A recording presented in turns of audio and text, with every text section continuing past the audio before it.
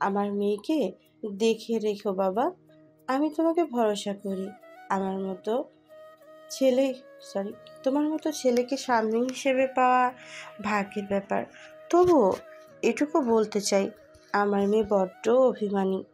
আপন মানুষের থেকে সে একটু কড়া কথা শুনলে কষ্ট পায়। তুমি এখন ওর সবচেয়ে আপন। ওর ভালো মন্দ বুঝে ওর পাশে থেকো। মেয়েটার বুদ্ধি হওয়ার পর থেকে পরিশ্রম করে গেছে শুধু আমাদের ভালো রাখার জন্য। যে বয়সে মেয়েরা হেসে খেলে বাবা মায়ের আহ্লাদে ঘুরে বেড়ায়, সেই বয়সে সে আমাদের ভালো রাখার দায়িত্ব নিয়েছে। এখন ওকে ভালো রাখার দায়িত্বটা তোমার। রুহান রুহির হাত আলতোভাবে ধরে জাহেদা বেগমকে আশ্বস্ত করে বলল, রুহিকে ভালো রাখার দায়িত্ব আমি ঠিকভাবে পালন করব। আজ থেকে আপনাদের দায়িত্ব আমার। কোনো সমস্যা হলে আমাকে জানাতে দ্বিধা করবেন না। আপনার মেয়ে যেমন আমাদের পরিবারের একজন হলো, আমিও আপনাদের পরিবারেরই একজন। এতদিন রুহি একা আপনাদের জন্য লড়েছে, এখন আমি ওর পাশে থাকব।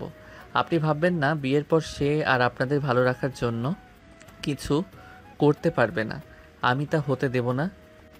ওকে পরনির্ভরশীল হতে দেব না, যাতে কেউ বলতে না পারে যে সে পরের টাকায় নিজের মা বোনের খরচ চালায়। ও স্বাবলম্বী হবে, আমি শুধু সেই পথে ওর সঙ্গী হয়ে থাকব। রুহানের এমন ভরসা পেয়ে জাহেদা বেগম আবেগাপ্লুত হয়ে বললেন, তার মেয়ের জীবনে এমন একজনকেই তো চেয়েছিল। আজকে তিনি স্বস্তি পেলেন। এদিকে রুহি রুহানের দিকে অবাক হয়ে তাকিয়েছিল। এমন একটা জীবনসঙ্গী পাওয়ার তো সব মেয়েদের স্বপ্ন থাকে, আর সেও পেয়েছে একটা ভরসাযোগ্য হাত, যার হাত ধরে সে অনেক দূর এগিয়ে যেতে পারবে। অবশেষে গাড়িতে ওঠার মুহূর্ত চলে এলো। রুহি তার মাকে শেষ আরেকবার জড়িয়ে কেঁদে ওঠে। মিথিলা তাকে শান্তভাবে জড়িয়ে নেয়, এরপর গাড়িতে তুলে দেয়। রুহান ও রুহির পাশে বসে গাড়ির দরজা বন্ধ করে দেয়। রায়ান ড্রাইভিং করছে, আর তার পাশে মিথিলা, পেছনে রুহান এবং রুহি। রুহানের বন্ধুরা রুহানদের আগেই বাইক চালিয়ে রুহানদের বাড়ির দিকে রওনা দেয়। এদিকে রুস্তম সিদ্দিকী এবং বাকিরা রুহির মাকে আশ্বাস দেন। বাড়ির মহিলারা এবং অন্যান্যরা আগেই বাড়িতে চলে গেছে। সব কিছু গুছিয়ে পুরুষরাও কমিউনিটি সেন্টার থেকে বাড়ির দিকে রওনা দেয়।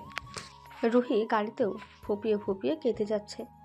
রুহান রুহির হাতটা নিজের হাতের মুঠোয় নিয়ে রেখেছে, সান্ত্বনা দিচ্ছে, কিন্তু রুহি কেঁদেই যাচ্ছে। শেষে রুহান হতাশ হয়ে চুপ থাকে, নিজের বাহু দিয়ে রুহিকে আগলে নেয় বুকে। রুহি রুহানের বুকে মাথা রেখে কাঁদতে কাঁদতে ঘুমিয়ে পড়ে। বাড়িতে পৌঁছাতে পৌঁছাতে সন্ধ্যা পার হয়ে যায়। রুহান দরজা খুলে নেমে ধীরে ধীরে রুহিকে কোলে তুলে নেয়। মিথিলা আর রায়ান তা দেখে ঠোঁট চেপে হাসে। রুহানের অবশ্য এসবে যায় আসে না। সে রুহিকে কোলে নিয়েই বাড়ির ভেতরে প্রবেশ করে। রুহি ঘুমে এতটাই আচ্ছন্ন হয়ে আছে যে এসবের কিছুই বুঝতে পারছে না। বাড়িতে তখন ৩ কর্ত্রীসহ আরও কিছু আত্মীয় মিষ্টি নিয়ে রুহানদের জন্য অপেক্ষা করছিল। রুহিকে এভাবে কোলে করে আনতে দেখে সবাই একটু অবাক হয়। মার্জিয়া বেগম এগিয়ে এসে বলেন, কি হয়েছে রুহির? সব ঠিক আছে তো রুহান? রুহান স্বাভাবিক কণ্ঠে বলে, কিছু হয়নি, ও ক্লান্ত হয়ে ঘুমিয়ে পড়েছে, অনেকক্ষণ যাবৎ কান্না করেছে তাই। জামিলা বেগম এগিয়ে এসে বলেন, তাই বলে কোলে করে আনতে হবে? বাড়িতে এত মেহমান, সবাই কি ভাববে? রুহান ভাবলেশীনভাবে বলে, বউ আমার, অন্যরা কেন মাথা ঘামাতে যাবে? যাই হোক ছোট মা, আমি আসছি। জামিলা বেগমের মুখখানা থমথমে হয়ে যায়, তাও চুপ থাকেন না, দৃঢ় গলায় বলে, ওকে ঘুম থেকে তোলো, নতুন বউকে মিষ্টিমুখ করাতে হয়। মার্জিয়া বেগমও বলেন, হ্যাঁ রুহান, এরপর না হয় গিয়ে রেস্ট নিবে। কিন্তু রুহান শোনে না। এসবের কোনো প্রয়োজন নেই ছোট মা, শুধু শুধু ঘুমের ডিস্টার্ব হবে। আমি নিয়ে যাচ্ছি, পরে করিও এসব। বলেই হাঁটা দেয়। এদিকে আত্মীয় স্বজনরা হা হয়ে তাকিয়ে আছে। উষা বেগম, মার্জিয়া বেগম এবং জামিলা বেগমের মুখখানা চুপসে যায়। একজন প্রতিবেশী বলে ওঠে, এ কি আমার ছেলে রে বাবা, বড়দের কথা শুনছে না, কোনো নিয়মই পালন করতে দিল না। বউ কি শুধু অর হয়েছে নাকি? আমাদের ছেলেপুলেরাও তো বিয়ে করেছে, হেমন্ত করেনি।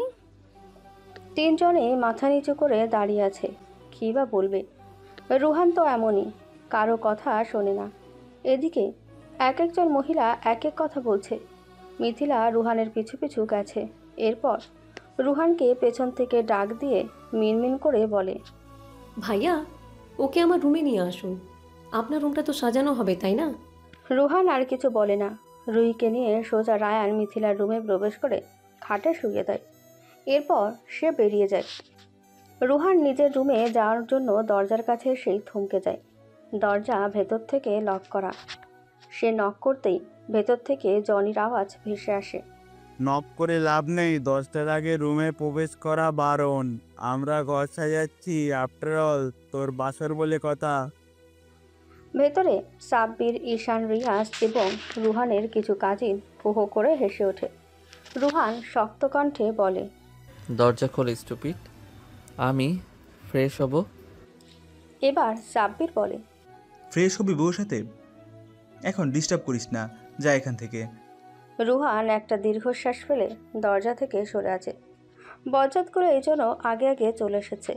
রুহানের বাড়ির রুমগুলো সারিবদ্ধভাবে সাজানো, অর্থাৎ ডানে বামে রুম, মাঝখানে করিডোর। তবে রুহানের রুমটি করিডোরের একদম শেষ প্রান্তে। সবার ডানে বামে হলো তার রুম সোজা সামনে। সে এবার ভাবলো অনন্যার রুমে গিয়ে ফ্রেশ হবে। তাই সে ধীরে ধীরে পা ফেলে অনন্যার রুমের সামনে দেয়। দরজা হালকা খোলা। সে ভেতরে যাবে তার আগেই কানে আসে অনন্যার চিন্তিত কণ্ঠ। আমার ভাইয়ের জন্য খুব চিন্তা হয়েছিস? রুহান থমকে দাঁড়ায়। ভেতরে আর যায় না, দরজার বাইরে দাঁড়িয়ে পড়ে। আবারও কানে বাড়ি খায় অনন্যার কিছু বাক্য। রুহি এই বিয়েতে রাজি ছিল না, আর মা তাকে অনেক কড়া কথা বলেছিল। তাই সে তার মায়ের উপর এক প্রকার জেদের বসে রাজি হয়েছিল। তখন রুহি তো মনে করেছিল যে ভাই, আর তার জোর জবরদস্তি করে বিয়ে করতে চেয়েছিস। আর আমি ভাইয়ের অসুস্থতার জন্য রিকোয়েস্ট করেছিলাম যাতে সে এসব কথা ভাইকে না জানায়। ভাই এসব শুনলে কষ্ট পেত। রুহানের চোখ দুটো অসম্ভব লাল হয়ে উঠেছে। প্রতিটা বাক্য যেন ছুরির ন্যায় তার বুকে বিঁধছে। কান দুটো গরম হয়ে উঠেছে। রুহি কি তাহলে এই বিয়েতে রাজি নয়? সে বাকি কথা আর শুনতে পারে না। অজান্তে সে পিছাতে থাকে। অন্যদিকে তার পিছনে রিমাও চুপি চুপি দাঁড়িয়েছিল। সেও অনন্যার কথাগুলো শুনেছে। আর এখন রুহানের প্রতিক্রিয়া দেখে তার ঠোঁটের কোণে বাঁকা হাসি ফুটে ওঠে। নিজের মনে একটা ছক কষে নেয়। এদিকে রুহান পিছাতে পিছাতে রিমার সাথে ধাক্কা খায়। তার ধ্যান ভাঙে সে ধাক্কায়। রিমা এবার তার কূটনৈতিক বুদ্ধি কাজে লাগায়। সে দুঃখী মুখ করে রুহানকে বলে, তুমি অন্য আপুর কথা শুনে কষ্ট পাচ্ছ রুহান ভাইয়া? রুহান রিমার দিকে তাকায়। রুহানের লালিত চোখ জোড়া দেখে রিমা একটা ঢোক গেলে, কিন্তু রুহানকে কষ্ট দেওয়ার এই মোক্ষম সুযোগটা সে কাজে লাগাবে। তাই সে এবার মাথা নিচু করেই বলে, আসলে তুমি কষ্ট পাবে বলে সবাই সত্যিটা বলতে নিষেধ করেছিল, না হলে আমি তোমাকে সত্যিটা বলতাম। রুহান দৃঢ় কণ্ঠে বলে, কোন সত্য? দৃঢ়তার সাথে বললেও তার কণ্ঠ কেঁপে উঠছে।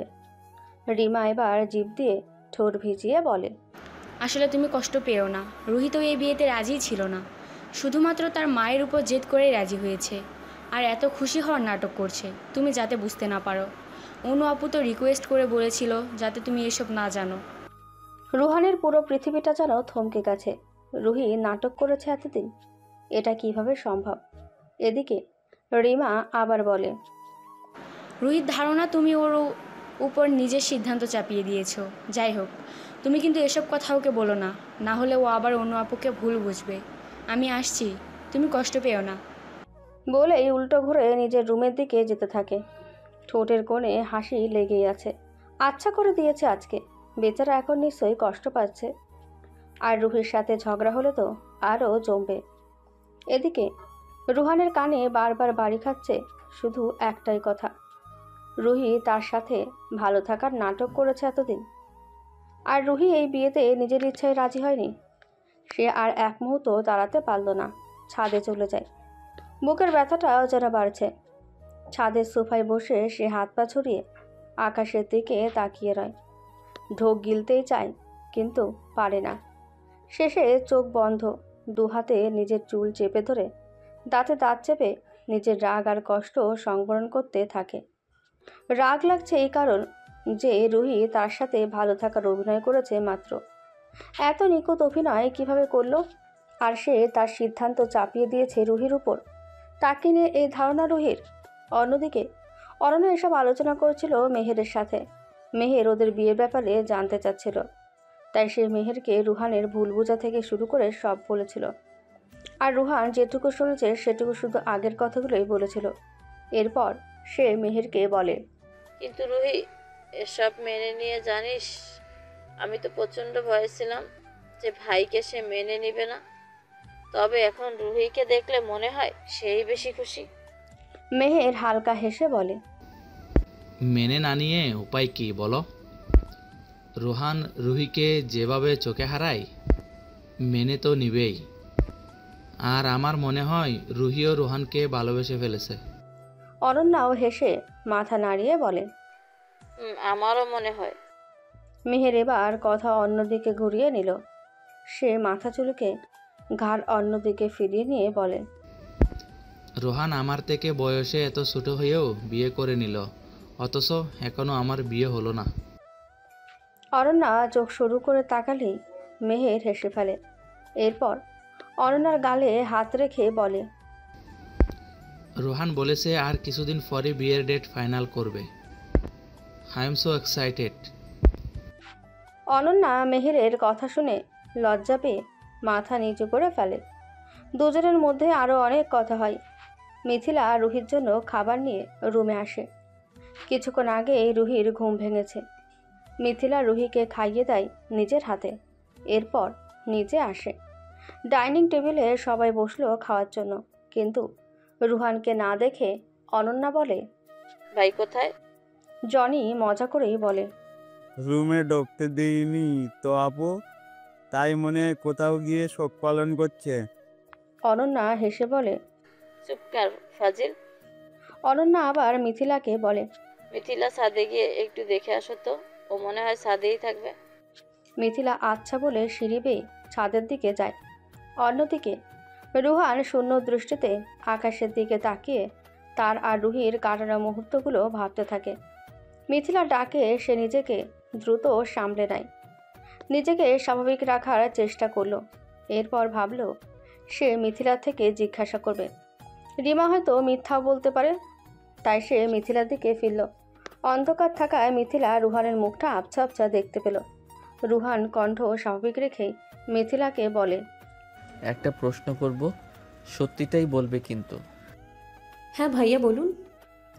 রুহান অত্যন্ত স্বাভাবিক কণ্ঠেই বলে, রুহিকে এই বিয়েতে রাজি ছিল না? মিথিলা একটু হকচকিয়ে গেল। অন্ধকার হলেও রুহান তা লক্ষ্য করল। এদিকে মিথিলা ভাবল রুহান হয়তো এমনি জিজ্ঞেস করছে। কণ্ঠ শুনে তাই মনে হচ্ছে। সে এবার একটু নরম গলায় বলে, জি ভাইয়া, আসলে তুমি নিচে গিয়ে সবাইকে বলো আমার খিদে নেই, তোমরা খেয়ে নাও। রুহান মিথিলাকে থামিয়ে বলে ওঠে। সে শুধু জি ভাইয়াটুকুই শুনল, বাকিটা শোনার ইচ্ছেই হলো না। যা শুনেছে তাতেই হৃদয়টা ভেঙে চুরমার হয়ে গেছে তার। এদিকে মিথিলা এত কিছু ভাবল না, হয়তো কারো থেকে শুনেছে তাই প্রশ্ন করেছে। সে আচ্ছা বলে নিচে চলে যায়। মিথিলা যাওয়ার পরই রুহান হাত মুষ্টিবদ্ধ করে ছাদের রেলিংয়ে একটা ঘুষি মারে। ঠোঁট দুটো কাঁপছে তার, চোখ মুখ ক্রোধে আর কষ্টে লাল হয়ে উঠেছে। খাওয়া দাওয়া শেষে মিথিলার অনন্যা রুহিকে রুহানের রুমে নিয়ে যায়। রুহানের রুমটা গোলাপ আর বেলি ফুল দিয়ে সাজানো হয়েছে, সাথে রং বেরঙের বেলুন আর ক্যান্ডেল জ্বালানো। চারিদিকে গোলাপ আর বেলি ফুলের সুগন্ধে মোমো করছে। অনন্যা রুহিকে রেখে চলে যায়। মিথিলা যায় না, চোখে মুখে তার দুষ্টুমির ঝলক। সে রুহির কানে কানে বলে, বেস্ট অফ লাক বেবি, আর আমাকে কিন্তু কাল সকালে সব জানাবি। রুহি ভ্রুকুচকে তাকালো। মিথিলা ফিক করে হেসে দেয়। এরপর চলে আসতে নিলে রুহি তার হাতের কবজি ধরে ফেলে। মিথিলা রুহির দিকে তাকিয়ে বলে, কি হয়েছে? রুহি মিথিলাকে ইশারায় কাছে ডাকে। মিথিলা একটু ঝুঁকে কাছে আসলে সে মিথিলার কানে কানে কিছু বলে।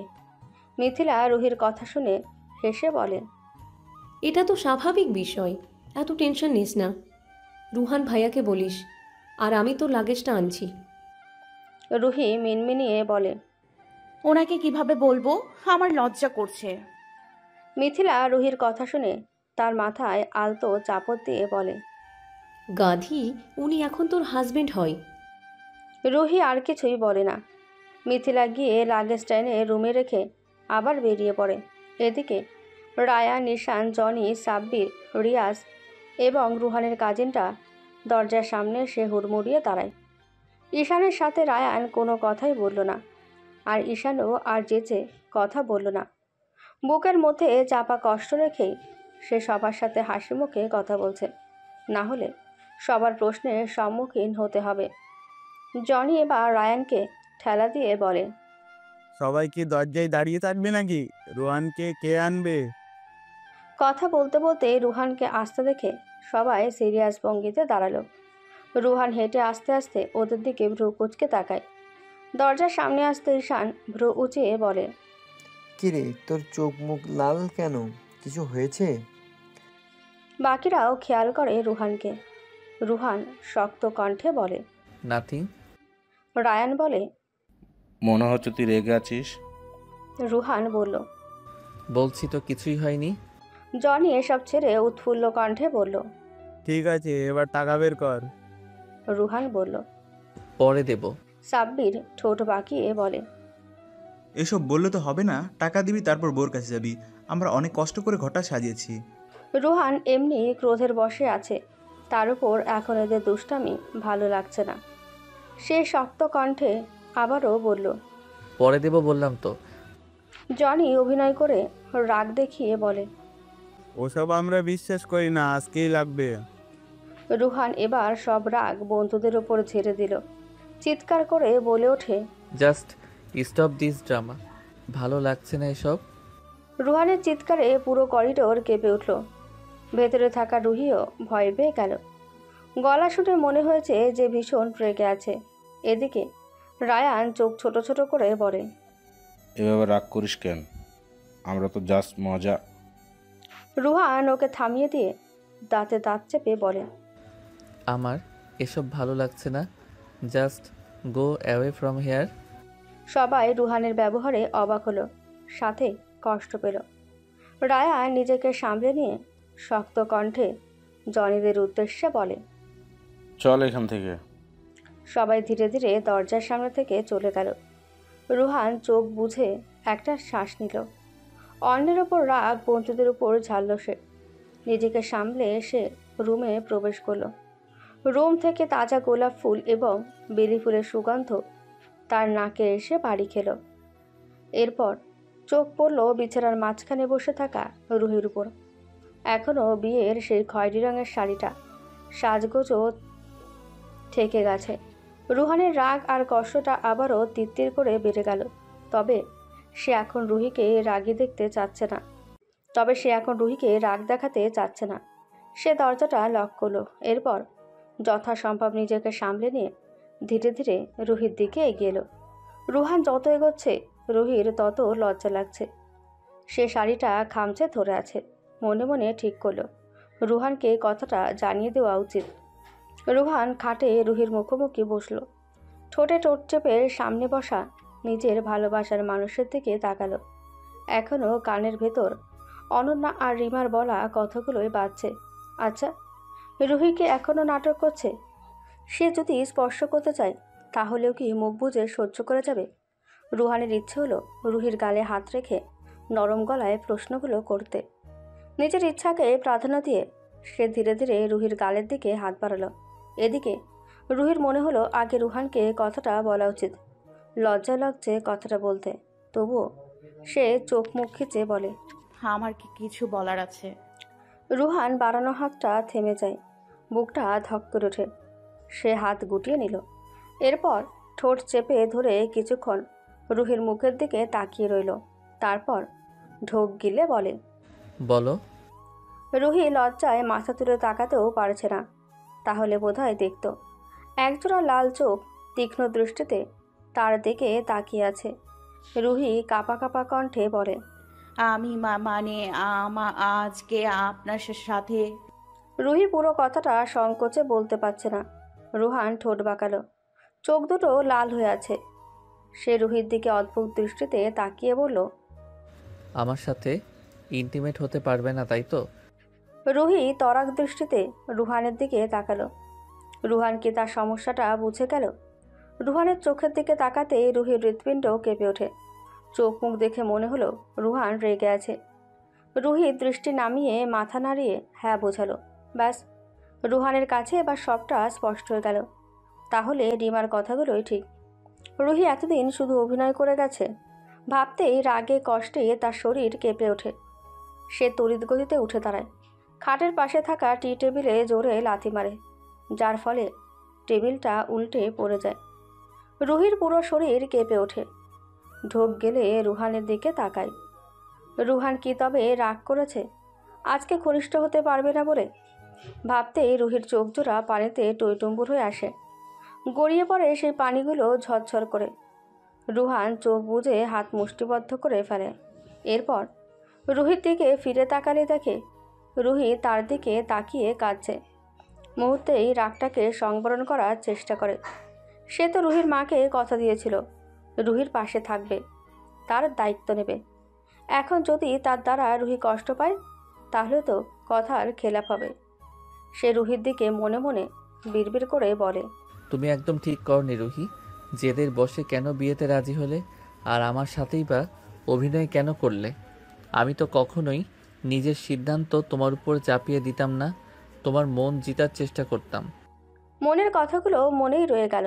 নিজেকে সামলে নিয়ে রুহির দিকে এক কদম এগিয়ে গিয়ে অত্যন্ত শীতল কণ্ঠে বলে, এভাবে বিহেভ করার জন্য সরি। তবে তোমার যদি মনে হয় আমি জোর জবরদস্তি করে তোমাকে নিজের জীবনের সাথে বেঁধে রেখেছি বা আবার নিজের সিদ্ধান্ত তোমার চাপিয়ে দিয়েছি, তাহলে আমাকে বলিও, আমি ডিভোর্সের ব্যবস্থা করব। জোর করে তোমাকে নিজের সাথে রাখবো না। বলে ধূপধাপ পা ফেলে আলমারি থেকে একটা কালো টি শার্ট আর ট্রাউজার নিয়ে ওয়াশরুমে চলে গেল। ফিরেও তাকালো না একবার। রুহি স্তব্ধ বিমূঢ় হয়ে আছে। চোখের পলক ফেলতেও যেন ভুলে গেছে। কি বলে গেল রুহান? ডিভোর্সের কথা বলে গেছে। রুহির কানে শুধু ডিভোর্স শব্দটাই বাড়ি খাচ্ছে। সে তো এই রুহানকে চেনে না। সে যাকে ভালোবেসেছিল সেই রুহান তো তার সাথে এভাবে আচরণ করেনি। হ্যাঁ, রাগ দেখিয়েছে, তবে সেটা তাকে পাওয়ার জন্য, ছেড়ে দেওয়ার জন্য তো ছিল না। যদি ডিভোর্সই দেবে তাহলে বিয়ে করলো কেন? এসব ভাবতে ভাবতে রুহির বুকটা ভার হয়ে ওঠে। নিজেকে ধরে রাখতে না পেরে হাঁটুতে মুখ বুজে হু হু করে কেঁদে ওঠে। ওয়াশরুমে পানি ছেড়ে শরীর ভিজিয়ে দেওয়ালে দু হাত ঠেকিয়ে দাঁড়িয়ে আছে রুহান। অনন্যা আর রিমার বলা কথাগুলো মাথায় ঘুরপাক খায়। তার সঙ্গে রুহির ঘনিষ্ঠতা নিয়ে আপত্তির কথাগুলো মিলে বুকের ভেতর কষ্ট আর রাগ দুটোই আরও তীব্র হয়ে ওঠে। প্রায় 20 মিনিট পর কাপড় বদলে ওয়াশরুম থেকে বেরিয়ে দেখে রুহি হাঁটুতে মুখ বুজে কাঁদছে। রুহান তার কান্না দেখে একটা ঠোক গেলে। রুহির তো খুশি হওয়া উচিত। রুহান তো তাকে বলেছে ডিভোর্স দেবে, তাহলে কাঁদছে কেন? এদিকে রুহানের দরজা খোলার শব্দে রুহি মাথা তুলে রুহানের দিকে তাকায়। রুহান চোখ ফিরিয়ে নেয়। ড্রেসিং টেবিলে ড্রয়ার থেকে কয়েকটা সিগারেটের প্যাকেট নেয়। এরপর রুম থেকে বেরোতে নিলেই রুহি বিছানা থেকে নেমে কাঁপা কণ্ঠে ডাকে, রুহান। রুহান ফিরে তাকায় না।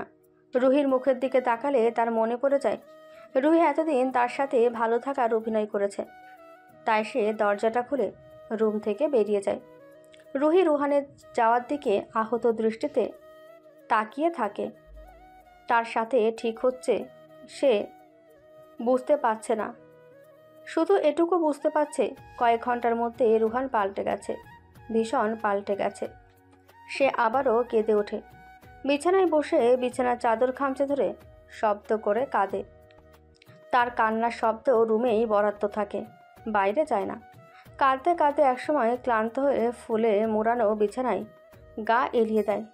কান্নার ফলে চোখ দুটো বুজে আসে আর ঘুমিয়ে পড়ে। অন্যদিকে রুহান ছাদে একের পর এক সিগারেট শেষ করছে, দৃষ্টি আকাশে নিবদ্ধ। চোখে ভাসছে রুহির তখনের কান্নামাখা মুখটা, আর কানের মধ্যে অনন্যা আর রিমার কথাগুলো সমান তালে বেজে যাচ্ছে। রুহান রুমে ফিরে আসে 4টের দিকে। বিছানায় চোখ যেতে দেখে রুহি গুটিসুটি হয়ে ঘুমিয়ে পড়েছে। শাড়ির গয়না কিছুই খোলেনি। রুহান ধীরে ধীরে রুহির সামনে আসে। এরপর হাঁটু গেড়ে মেঝেতে বসে 2 হাত খাটে রাখে। রুহির মুখটার দিকে এক দৃষ্টিতে তাকিয়ে রয় সে। চোখের এক অদ্ভুত শূন্যতা, যেন হাজারো অব্যক্ত কথা আটকে আছে ভিতরে। ভারী বেদনা ছোঁয়ানো কণ্ঠে বিড়বিড় করে বলে, আজকে রাতটা তো অপূর্ব হতে পারত রুহি। তুমি ভেঙে দিলে সব, আমাকে নিঃশেষ করে। তবেই কি থামবে তুমি, নাকি আমাকে এভাবে বারবার পীড়া দিয়ে তৃপ্তি পাও? তোমার মাঝেই আমার ভালো থাকাটা নির্ভর করে বলেই কি বারবার যন্ত্রণার শেকলে বেঁধে রাখো আমায়? রুহানের চোখ থেকে টুপ করে একটা ফোঁটা পানি গড়িয়ে পড়ে। সে ধীরে ধীরে উঠে দাঁড়ায়। এরপর ডিভানে গিয়ে চোখে হাত দিয়ে শুয়ে রয়। অল্প কিছুক্ষণের মধ্যে সে ঘুমিয়ে পড়ে। সকাল 9টার দিকে রুহির ঘুম ভাগল। পিটপিট করে চোখ মেলে চারপাশে বুঝতে চেষ্টা করলো সে। নাকে ভেসে আসছে মৃদু ফুলের গন্ধ। মস্তিষ্ক সচল হতেই মাথায় এলো কাল রাতের প্রতিটি দৃশ্য। সব কিছু স্পষ্ট হতেই বুকের ভেতর তীব্র একটা মোচড় খেল। ধীরে ধীরে উঠে বসল। চোখ আবারও ভিজে উঠল অশ্রুতে। চারপাশে তাকিয়ে ডিভানের দিকে দৃষ্টি পড়তেই দেখল রুহান ঘুমিয়ে আছে। গাল বেয়ে অশ্রু নেমে এলো নিঃশব্দে। তার এই ছোট্ট জীবনে এতটা কাঁদা আর কখনো হয়নি যতটা কেঁদেছিল গতকালে। নিজেকে সামলানোর চেষ্টা করলো। প্রচণ্ড মাথা ব্যথা শুরু হয়েছে। মাথার দুপাশ চেপে ধরল 2 হাত দিয়ে, যেন যন্ত্রণা থামাতে চায়। কিছুক্ষণ নিঃসুপ বসে থাকার পর রুহি ধীরে ধীরে বিছানা থেকে নেমে ড্রেসিং টেবিলের সামনে গিয়ে দাঁড়ালো। মাথার উপর থেকে দোপাট্টাটা খুলে আলতো করে একপাশে রাখলো। তারপর একে একে গয়নাগুলো খুলতে শুরু করলো। কিন্তু কপালের টিকলিটা যেন খুলতেই চাইছে না। চুলের সাথে এমনভাবে জড়িয়ে আছে যে টান দিতে গিয়েই ব্যথায় হালকা শব্দ বেরিয়ে এলো তার মুখ থেকে। রুহির সেই ব্যথার আওয়াজে রুহানের ঘুম ভেঙে গেল। আসলে ডিভানের শো অবস্থায় তার ঘুম ঠিকমতো আসছে না। চোখ মেলে তাকাতে দেখলো রুহি একাগ্র হয়ে গয়নাগুলো খুলছে, কিন্তু ঠিকমতো পারছে না। রুহান উঠে বসে পড়ল। রুহি টের পেল শুধু একবার তার দিকে তাকিয়ে আবার নিজের কাজে মন দিল। দীর্ঘ চেষ্টা শেষে টিকলিটা খুলতে পারল বটে, তবে তাতে চুলের বেশ কিছু গোছ ছিঁড়ে এলো। এরপর গলার হার খুলতে গেলেও একই ঝামেলাই পড়ল, কারণ চুলগুলো ভীষণ জট পাকিয়ে গেছে। আর গতকাল পার্লারের মহিলাগুলো মেশিন দিয়ে চুলগুলো সেট করেছে, বিধায় জট বেশি বেঁধে গেছে। রুহান কিছুক্ষণ নীরবে রুহির দিকে তাকিয়ে রইল, যেন কিছু বলতে চায়, কিন্তু শব্দ খুঁজে পাচ্ছে না। শেষমেশ ধীর পায়ে তার দিকে এগিয়ে গেল। রুহি আয়নার ভেতর দিয়ে তাকাতেই রুহানের মুখ ফ্যাকাশে আর ক্লান্ত মনে হলো। চোখে চোখ পড়তেই সে আবার দৃষ্টি সরিয়ে নিল। রুহান তার পেছনে এসে নরম কণ্ঠে বলল, আমি কি হেল্প করতে পারবো? কথাটা শুনে রুহির বুকের ভেতর অদ্ভুত কষ্টের ঢেউ উঠল। তাকে সাহায্য করতেও এখন অনুমতি চাইতে হচ্ছে। কেন এত দূরত্ব তৈরি করছে রুহান? মাথা নিচু করে দৃঢ় কণ্ঠে বলল, আপনার যদি ইচ্ছে না থাকে তবে আমার ওপর দয়া দেখানোর প্রয়োজন নেই। রুহান আয়নায় রুহির মুখের দিকে তাকালো।